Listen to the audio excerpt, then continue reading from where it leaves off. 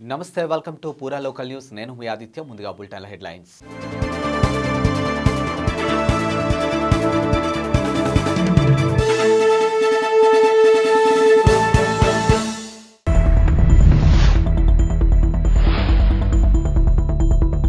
అయోధ్యలో రామయ్య భక్తులకు ఎలకుల ప్రసాదం పంపిణీ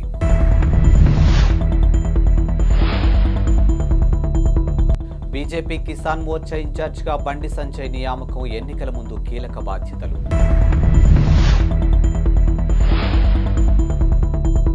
ప్రజాపాలన అభయస్తం డేటా ఎంట్రీపై సీఎస్ శాంతికుమారి కీలక ఆదేశాలు. అయోధ్య రామాలయంలో శ్రీరాముడి విగ్రహ ప్రాణ ప్రతిష్టకు సమయం సమీపిస్తున్న నేపథ్యంలో శ్రీరామ జన్మభూమి తీర్థక్షేత్ర ట్రస్ట్ కీలక నిర్ణయం తీసుకుంది.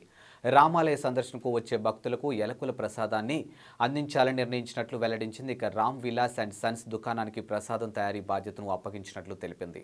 ప్రాణ ప్రతిష్ట జరగనున్న జనవరి 22వ తేదీలోపు 5 లక్షల ప్రసాదం ప్యాకెట్ను అందించేలా రామ్ విలాస్ అండ్ సన్స్ దుకాణదారులు పనులు మొదలుపెట్టారు. ఇక ఎలకుల ప్రసాదం విశిష్టతపై మాట్లాడుతూ ఉదర సంబంధిత సమస్యలు పరిష్కరిస్తుందని దుకాణ యజమాని బోల్ చంద్రగుప్తా చెప్పారు. ఇక సుదూర ప్రాంతాల నుంచి దీన్ని తమ వద్ద ప్రసాదంగా కొనుగోలు చేస్తారని తెలిపారు. కాగా పంచదార ఎలకులతో తయారు చేసినటువంటి ఇలాచీ దాసు ఇప్పటికే దేశంలో కొన్ని ఆలయాల్లో భక్తులకు అందిస్తున్న విషయం తెలిసిందే.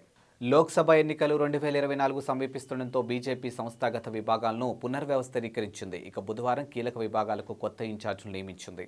పార్టీ సీనియర్లు బండి సంజయ్ కుమార్, సునీల్ బన్సాల్ సహా పలువురికి కీలక బాధ్యతలు అప్పగించింది. ఇక యువ మోర్చా ఇన్ఛార్జిగా సునీల్ బన్సాల్, కిసాన్ మోర్చా ఇన్ఛార్జిగా బండి సంజయ్ కుమార్ను పార్టీ అధిష్టానం నియమించింది.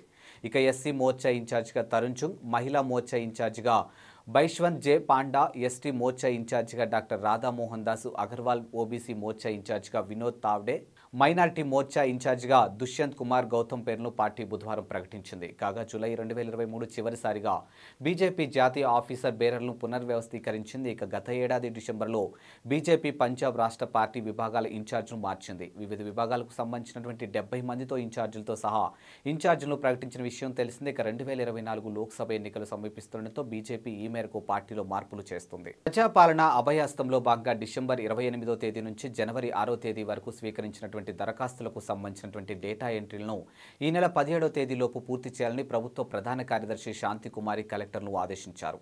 ప్రజాపాలన నిర్వహణ డేటా ఎంట్రీపై కలెక్టర్లతో బుధవారం టెలికాన్ఫరెన్స్ నిర్వహించారు. ఈ సందర్భంగా ఆమె మాట్లాడుతూ రాష్ట్రంలోని ప్రతి గ్రామ పంచాయతీ, మున్సిపల్ వార్డులో నిర్వహిస్తున్నటువంటి గ్రామ లేదా వార్డు సభలు ఇబ్బందులు లేకుండా నిర్వహించడంపై కలెక్టర్ను అభినందించారు. 6వ తేదీన ప్రజాపాలన ముగిసిన వెంటనే అందినటువంటి దరఖాస్తుల డేటా ఎంట్రీ ప్రక్రియను మండల కేంద్రాల్లో చేపట్టాలని సూచించారు.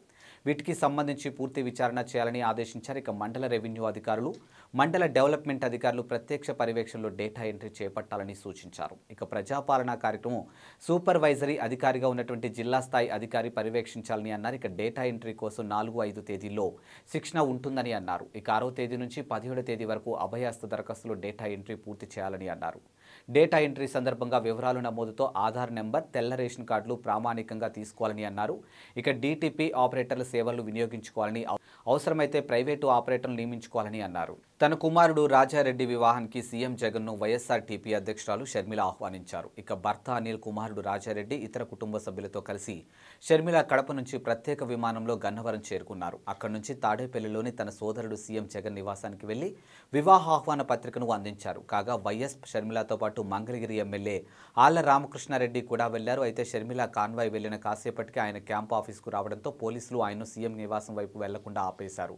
కాసేపటికి ఆదేశాలు రావడంతో సీఎం నివాసంలోకి పంపించారు. ఇక గన్నవరం నుంచి వస్తుండగా ట్రాఫిక్ తన వాహనం చిక్కుకుపోవడంతో షర్మిల వెంట రాలేకపోయానని ఆయన చెప్పారు. ప్రజాపాలన అభయహస్తం కింద జీహెచ్ఎంసీ పరిధిలో ఉన్నటువంటి 10 లక్షల దరఖాస్తులు స్వీకరించినట్లు హైదరాబాద్ జిల్లా ఇన్ఛార్జ్ మంత్రి పొన్నం ప్రభాకర్ తెలిపారు.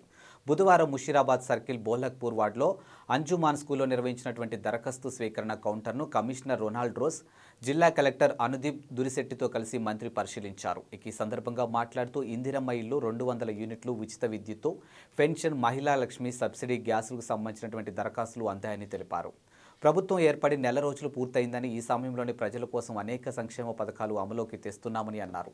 ఇక ప్రభుత్వం ఏర్పడిన 45 గంటల్లో మహాలక్ష్మి పథకాన్ని అమల్లోకి తెచ్చామని అన్నారు. ఇప్పటి వరకు 6.5 కోట్ల మంది ఉచిత ఆర్టీసీ ప్రయాణాన్ని వినియోగించుకున్నట్లు వెల్లడించారు. ఇక తమ ప్రభుత్వం ప్రతి ఇంటి నుంచి దరఖాస్తును స్వీకరిస్తుందని అన్నారు. ఇక 6 గ్యారంటీ పథకాలతో పాటు రేషన్ కార్డు, బస్తీ సమస్యల దరఖాస్తులను కూడా సమర్పించుకోవచ్చని స్పష్టం చేశారు. జీహెచ్ఎంసీ వ్యాప్తంగా 150 వార్డులో 600 కేంద్రాల దరఖాస్తు స్వీకరణకు కౌంటర్లు ఏర్పాటు చేసినట్లు తెలిపారు. అవసరమైతే మరిన్ని కౌంటర్లు ఏర్పాటు చేస్తామని పేర్కొన్నారు.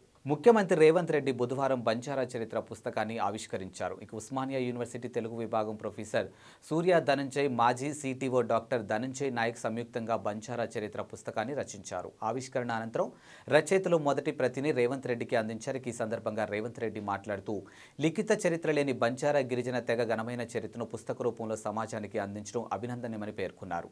బంజారాల చరిత్ర ఎంతో గొప్పదని అన్నారు. వీరి చరిత్రను గ్రంథస్థం చేసేందుకు విశేష కృషి చేసినటువంటి రచయితలను అభినందించారు. ఇక రచయితలు మాట్లాడుతూ ముఖ్యమంత్రి చేతుల మీదుగా పుస్తకాన్ని ఆవిష్కరింప చేసుకోవడం ఆనందంగా ఉందని పేర్కొన్నారు. ఇక రేవంత్ రెడ్డి నాయకత్వంలోని కాంగ్రెస్ ప్రభుత్వం సమర్థవంతంగా పనిచేసి రాష్ట్రాన్ని ప్రగతి పదంలో నడుపుతుందన్న ఆశాభావం వ్యక్తం చేశారు. తెలంగాణలో 26 మంది ఐఏఎస్ను బదిలీ చేశారు. ఈ మేరకు రాష్ట్ర ప్రభుత్వం ప్రధాన కార్యదర్శి శాంతికుమారి బుధవారం ఉత్తర్వులు జారీ చేశారు. గనుల శాఖ ముఖ్య కార్యదర్శిగా మహేష్ దత్తా ఎక్కాను నియమించింది. ఇక ప్రణాళిక శాఖ ప్రిన్సిపల్ సెక్రటరీగా అహ్మద్ నదీం, సాగునీటి శాఖ కార్యదర్శిగా రాహుల్ బొచాల్ను బదిలీ చేసింది. ఇటీవల వరకు సీఎంఓ ముఖ్య కార్యదర్శిగా ఉన్నటువంటి స్మితా సబర్వాల్ను ఫైనాన్స్ కమిషన్ సభ్య కార్యదర్శిగా నియమించింది. ఇక వెయిటింగ్ లిస్టులో ఉన్నటువంటి దివ్య భారతి, హోలికేరి, చిట్టెం లక్ష్మి తదితరులకు పోస్టింగ్లు ఇచ్చింది. ఇక పలువురు కలెక్టర్లు బదిలీ చేసింది. మరికొందరు కలెక్టర్లుగా బాధ్యతలు అప్పగించింది. అయోధ్య రామమందిర ప్రారంభోత్సవానికి జనసేన అధినేత పవన్ కళ్యాణ్కు ఆహ్వానం అందింది. ఇందుకు సంబంధించినటువంటి ఆహ్వాన పత్రికను ఆర్ఎస్ఎస్ ప్రాంత సంపర్క్ ప్రముఖ్ ముల్లపూడి జగన్ జనసేనానికి అందించారు. ఇక బుధవారం మధ్యాహ్నం జనసేన పార్టీ కేంద్ర కార్యాలయంలో పవన్కు ఆహ్వాన పత్రికను అందజేశారు. ఈ భేటీలో విశ్వ హిందూ పరిషత్ రాష్ట్ర organizing secretary Srinivas Reddy, RSS కార్యాలయ ప్రముఖ పూర్ణ ప్రజ్ఞ తదితరులు పాల్గొన్నారు. ఇక పవన్ కళ్యాణ్కు ఆహ్వాన పత్రికను అందించింది అయోధ్య రామమందిర నిర్మాణం విశేషాలను తెలిపారు. ఇదిలా ఉండగా అయోధ్య రామమందిర నిర్మాణం ప్రారంభించగానే పవన్ కళ్యాణ్ 30 లక్షల విరాళం ప్రకటించారు. ఈ మొత్తాన్ని శ్రీరామ జన్మభూమి ట్రస్ట్కు అందించారు. అధునాతన సాంకేతికతను ఉపయోగించే అమర్ రాజా వంటి కంపెనీలకు ప్రోత్సాహం ఉంటుందని తెలంగాణ ముఖ్యమంత్రి రేవంత్ రెడ్డి హామీ ఇచ్చారు. హైదరాబాద్లో అమర్ రాజా గ్రూప్ ఆఫ్ కంపెనీ ప్రతినిధులతో బుధవారం జరిగిన సమావేశంలో సీఎం రేవంత్ రెడ్డి, ఐటీ శాఖ మంత్రి శ్రీధర్ బాబు, సీఎస్ శాంతకుమారి ఇతర అధికారులను పాల్గొన్నారు. ఈ సమావేశంలో అమర్ రాజాకు చెందినటువంటి గల్లా జయదేవ్ కూడా ఉన్నారు. ఈ సందర్భంగా ముఖ్యమంత్రి రేవంత్ రెడ్డి మాట్లాడుతూ రాష్ట్ర పారిశ్రామిక అభివృద్ధిలో అమర్ రాజా కంపెనీది కీలక పాత్ర అని అన్నారు. శుద్ధ ఇంధనం ఉత్పత్తికి తెలంగాణ రాష్ట్రం కట్టుబడి ఉందని తెలిపారు. ఇక అధునాతన సాంకేతికతను ఉపయోగించే కంపెనీలకు ప్రోత్సాహం ఉంటుందని అన్నారు. అనంతరం గల్లా జయదేవ్ మాట్లాడుతూ గిగా కారిడార్కు ప్రభుత్వం ఇస్తున్న సహకారం అభినందనమని తెలియజేశారు. ఇక తమ ప్రాజెక్టు త్వరితగతిన పూర్తయ్యేంత వరకు ఈ ప్రభుత్వం సహకరిస్తుందని తెలిపారు. తమ వ్యాపారాలను మరింతగా విస్తరిస్తామని, విద్యుత్ బ్యాటరీల అభివృద్ధికి ప్రభుత్వం తోడ్పాటును అందిస్తున్నామని పేర్కొన్నారు. హైదరాబాద్ నగరంలో జూబ్లీహిల్స్ పోలీస్ స్టేషన్ పరిధిలో బుధవారం షాకింగ్ ఘటన నమోదైంది. ముఖానికి మాస్క్ పెట్టుకుని లిఫ్ట్ అడిగి ఓ మహిళ కారు ఎక్కి అతను డబ్బులు ఇవ్వకుంటే లైంగికంగా వేధించావంటూ కేసు పెడతానంటూ డ్రైవర్ను బెదిరించింది. అప్రమత్తమైన డ్రైవర్ కారును నేరుగా బంజారాహిల్స్ పోలీస్ స్టేషన్కు తీసుకెళ్లడంతో మహిళా వ్యవహారం బయటపడింది. ఇక నిందిత మహిళా పోలీసులు అరెస్ట్ చేశారు.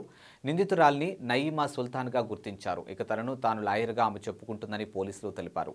ఆమె వద్ద లభించిన పుస్తకాల్లో కొన్ని ఆధారాలను గుర్తించామని, ఆమెపై హైదరాబాద్, సైబరాబాద్ కమిషనరేట్ల పరిధిలో 15కు పైగా కేసులు ఉన్నాయని వెల్లడించారు. ఇక దీంతో నయీమా సుల్తాన్ను అరెస్ట్ చేశామని పేర్కొన్నారు. ఇక బార్ అసోసియేషన్కు లేఖ రాసి ఆమె గురించి తెలుసుకున్నామని జూబ్లీహిల్స్ పోలీసులు వెల్లడించారు. థ్యాంక్స్ ఫర్ వాచింగ్ పూరా local news, your choice for local voice. పూరా లోకల్ మీకోసం మా ఛానల్. మీ జిల్లాకు, మీ మండలానికి, మీ గ్రామానికి, మీ ప్రాంతానికి, మీ వీధికి, మీ ఇంటికి, మీ వద్దకి, ఎక్కడికైనా ఎప్పుడైనా మా పూరా లోకల్ ఛానల్ వస్తుంది.